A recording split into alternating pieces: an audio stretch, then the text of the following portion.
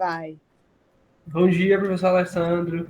A gente vai apresentar agora o nosso trabalho sobre nosso mapa mental sobre instrumentos sonoros, que é nossa equipe, ela é composta por eu, Cássio Cardoso, Pedro Rocha Ferreira Filho e Ana Clara Leal. Somos ambos da turma 8823. Então, para a gente entender mais sobre o nosso mapa dos instrumentos sonoros, a gente primeiro tem que entender o que são esses instrumentos sonoros e como eles se dividem em tipos. Então, Pedro, você tem como explicar para a gente como é que se divide esses tipos de instrumentos? Bom, os principais tipos de instrumentos sonoros são o de sopro, o de corda e o de percussão. Bom, o de sopro eu usei aqui um exemplo de um rapazinho tocando flauta, e o som ele é produzido através de uma vibração de uma coluna de ar. Existem outros instrumentos de sopro também, e assim, o nome é bem intuitivo, a gente precisa soprar. Por exemplo, um saxofone, outros tipos de flauta. Bom, existem os instrumentos de corda. A fonte primária do som é a vibração de uma corda, tensionada quando beliscada, percutida ou friccionada. Então, por exemplo, a gente tem o violão, o rapaz ali está tocando, não é um violão, é um violão grandão. Tem o ukulele, tem o violino é o caso da corda quando ela é friccionada. Tem o cavaquinho. Então, assim, realmente, qualquer instrumento que tenha corda, a gente vê, é um instrumento de corda. E o de percussão? O de percussão, o som é embutido através do impacto, raspagem ou agitação, como, por exemplo, a bateria, o triângulo, esses tipos de instrumento. E há ainda os instrumentos, esses são mais atuais, que utilizam corrente elétrica para gerar som. Então, instrumentos como uma mesa de um DJ, alguma coisa que utilize de fato corrente elétrica, enfim. Então, vindo para esses instrumentos de corda, eu vou dar um zoom para vocês entenderem melhor.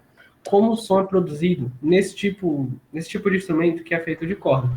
Então, o som ele pode ser produzido tanto em uma corda presa entre duas extremidades, ou em uma corda fixa, ou em uma corda solta, com uma só extremidade presa e a outra solta. Então, deixa eu dar um pouquinho de zoom para vocês enxergarem melhor. Há 5 tipos de extremidades de sons produzidos com cada frequência quando a corda é solta, e há 5 tipos que são representados quando as cordas são fixas. Então, o primeiro modo, ele tem uma frequência da velocidade sobre 4L. Só que o que muda é o comprimento de onda, que é quando não há uma ondulação tão perfeita, mas sim um movimento da corda. Isso aqui, gente, caracteriza o som um som mais grave.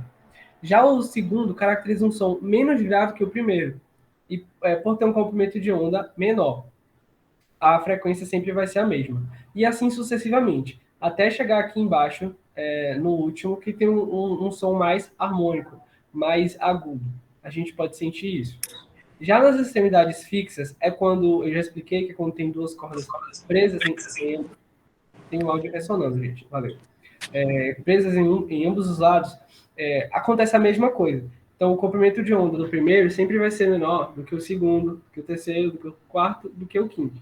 E vai abaixando também, aumentando, perdão, o volume, né? Vamos dizer volume não, mas a intensidade do som é mais agudo a cada vez que o comprimento diminui.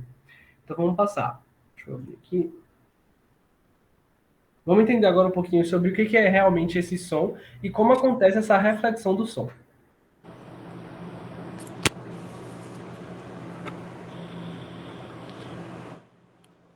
Clara, tem como apresentar pra gente?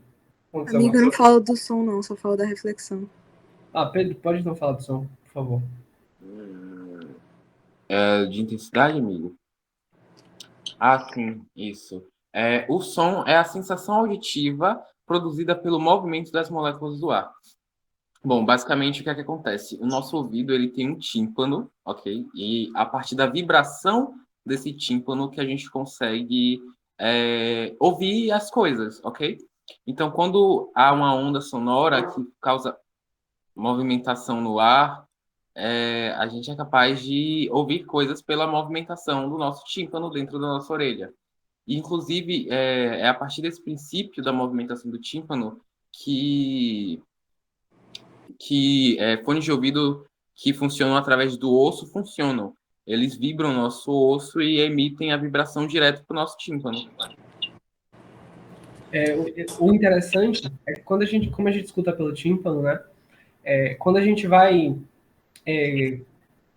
pesquisar, né, saber mais sobre como esse som funciona no nosso ouvido, a gente percebe que existem frequências que nosso ouvido ele não pode captar, sendo essas frequências ou muito altas ou muito baixas. E isso é por conta da impossibilidade do tímpano mesmo. Estudos revelam que, por favor, Clara, desliga aí rapidinho. Estudos revelam que crianças eles conseguem captar frequências de som muito mais agudas do que nós, jovens e adultos. Então, por essa mesma impossibilidade do tímpano que Pedro falou. Vamos entender um pouquinho agora sobre a reflexão do som. Pronto, gente. Então, contextualizando um pouquinho o que é a reflexão do som, de um modo geral, ela basicamente ocorre quando uma onda sonora ela se propaga e encontrou um obstáculo. Ela vai seguir nessa barreira, né? E vai retornar ao meio. Nesse processo, ele pode ser difundido em outros processos mais um pouco específicos. Por exemplo, a ecolocalização. Ela é muito utilizada pelos animais e, assim, ela vai ocorrer mais ou menos quando vão emitir uma onda sonora. Ela vai rebater algum material, algum objeto, algum meio, vai produzir assim, uma espécie de eco que vai retornar para esses animais e fornecer uma espécie de informação sobre elementos. Pode falar qual o tamanho dele, né, se é denso ou não. E informações, muitas vezes até específicas, né? A gente fez um post bem bacana sobre isso, que até, inclusive, seres humanos estão se especializando, né, em começar a fazer essa ecolocalização através do estado da língua. Trazendo um pouquinho agora sobre o eco ele já é refletido por um certo obstáculo. E assim, ele tem uma especificidade porque ele precisa ser de um tempo de mais ou menos 0,1 segundos para que seja possível essa separação do som e do som refletido. Basicamente, o eco a gente vê muito em cavernas, né, em lugares fechados, porque precisa justamente de um obstáculo para poder ele refletir. Posteriormente, nós temos a reverberação. A reverberação já é um pouquinho mais agoniante assim, para os nossos ouvidos, porque ela vai acontecer em um tempo menor de 0,1 segundo, ou seja, ele vai meio que por cima, assim, numa sensação que é prolongamento do som. E, por fim, nós temos o reforço. O reforço, na verdade, é quando as duas ondas sonoras elas são recebidas quase simultaneamente. E aí, meio que você vai perceber assim, um som um pouco mais intenso do que o habitual. Bom, para prosseguir, né, a gente vai agora falar sobre as ondas, sobre a onda harmônica, que é justamente esse som, e como ele se propaga por meio da frequência. Clara, você pode continuar apresentando? Com certeza. Aqui mostrando um pouquinho sobre a estrutura da onda sonora, ela basicamente segue mesmo da onda da luz, então nós temos a amplitude, que é basicamente a distância entre a crista da onda, né, e o vale, que no caso são as partes mais altas, as partes mais baixas. Nós temos depois aqui o comprimento de onda, que vai ser basicamente a distância dos valores, ou seja, quando a onda vai começar a se repetir, aqui a gente pode analisar embaixo, um comprimento de onda formado. Embaixo não, desculpa, em cima, perdão. Aqui, então, ao lado nós temos a frequência, a ordem um pouco mais embaixo, perdão, aqui, que é a fórmula da frequência. E a fórmula da frequência ela é composta pelo número de oscilações, e as oscilações, basicamente, é um movimento da onda que vai se repetir pelo certo intervalo de tempo. Assim a gente consegue analisar a frequência. Temos aqui, então, a velocidade da onda do som, que é de cerca de 343 metros por segundo. A nota Lá. O que seria a nota Lá? A nota Lá, basicamente, é o nome que vai se dar a um som que ele produz exatamente 440 Hz, como está explicado ali. E temos o comprimento de onda regular, que é de cerca de 78 centímetros. Então, para a gente seguir, agora a gente preferiu falar um pouquinho sobre um dos instrumentos sonoros que a gente mais se interessou sobre, que foi a flauta transversal. Para a gente entender melhor esse instrumento, eu vou dar um zoom nessas imagens, que é bem visual. Deixa eu dar um zoom aqui. Então, gente, a flauta transversal, ela é um instrumento de sopro. Você lembra que a gente falou sobre os tipos de instrumento? Então, a gente assopra em um bico, na qual essa flauta, ela vai meio que criar redemoinhos. E esses redemoinhos, essas perturbações do ar, né, introduzido por esses redemoinhos, eles constituem a fonte do som que sai pela flauta.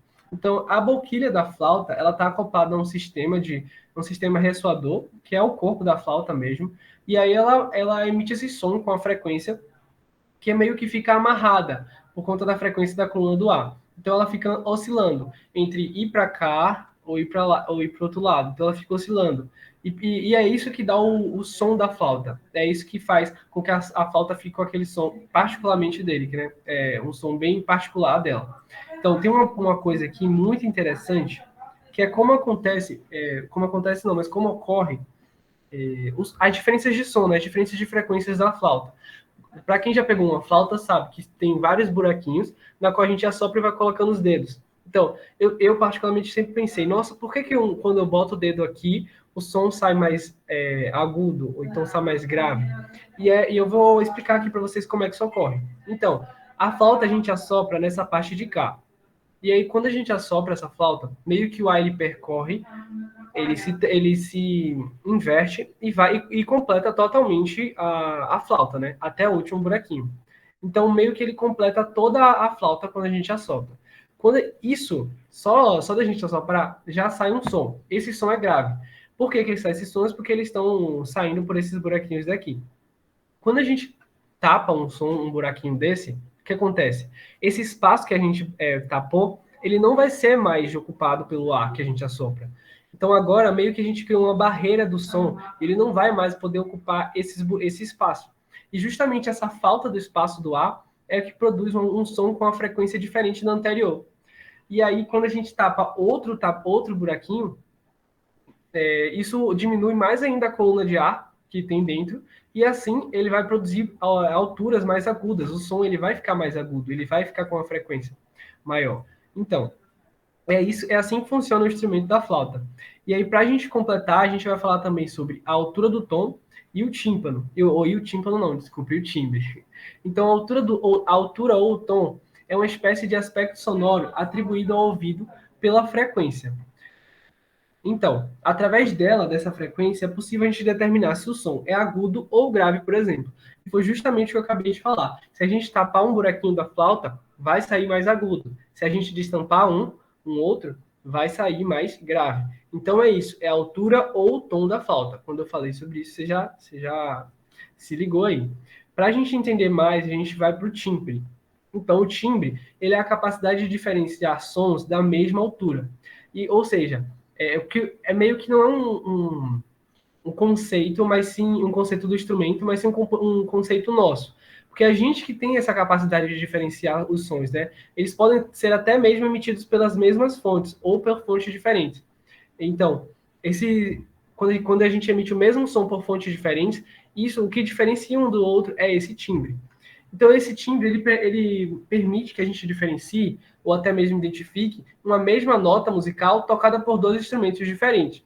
Quem já pegou um violão e um ukulele, quando a gente faz o dó, ou até mesmo um ukulele, só que de tamanhos diferentes, quando a gente faz o dó, a gente sabe que aquele dó ele não é igual ao outro, sabe? Nosso ouvido a gente consegue diferenciar. E o nome disso, essa diferenciação, essa identificação dessa mesma nota musical, só que com altura ou tons diferentes, é o timbre.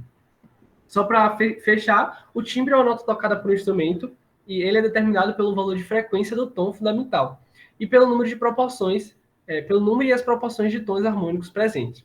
E agora, para fechar nosso mapa mental, a gente vai falar sobre a intensidade do som. Pedro, você pode apresentar? Bom, a intensidade, ela é muito interessante porque, assim, no senso comum, quando a gente pensa em intensidade, a gente pensa no que a gente chama de altura, né? Então, assim, nossa, um som intenso, um som alto. Mas na física, não. A altura, como o Cássio mesmo já falou, se refere à frequência do som, o quão agudo ou grave ele se apresenta. Enquanto a intensidade é exatamente isso que a gente, no senso comum, chama de altura. Se relaciona ao volume desse som. Então, um som forte tem grande intensidade, enquanto um som fraco tem baixa intensidade. Um som muito intenso, quando tem uma intensidade muito forte, a gente consegue ouvir numa distância um pouco maior. Ele é o que a gente chama de mais alto, não na física, mas no senso comum. Então, eu acho que eu consegui me fazer claro. O som de um carro, por exemplo, de um automóvel, um som automotivo, é muito mais intenso do que um som de um celular, por exemplo. Um som de um show do Lollapalooza, do Rock in Rio, é muito mais intenso do que uma caixinha de som, entende? Então é isso, basicamente. Espero ter dado para entender esse assunto.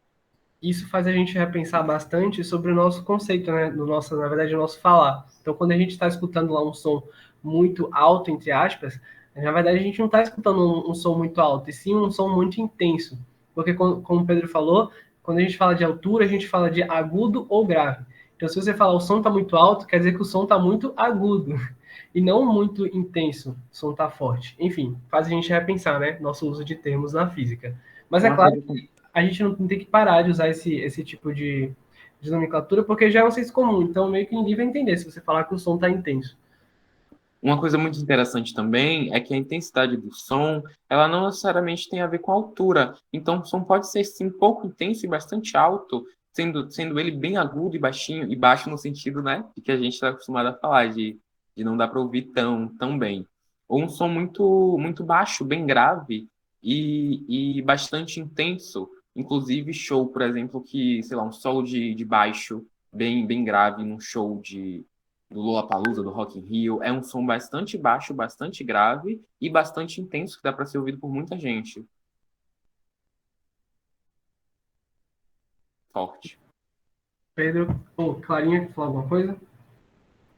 É basicamente isso o resumo dos nossos estudos, né? Conseguimos aproveitar bastante, fazer um resumo bem legal, né? Inclusive trazer as especificidades das ondas sonoras, porque muita gente confunde, né? Acha que é tudo a mesma coisa, a onda é a mesma coisa, mas não. Há sim as especificidades das ondas sonoras, as ondas de luz também. E é basicamente isso. Tchau, Tchau, tchau. tchau, professor. Espero que você tenha gostado do nosso trabalho. A gente se esforçou. E é isso aí. Beijão, beijão. Tchau, tchau. Tchau.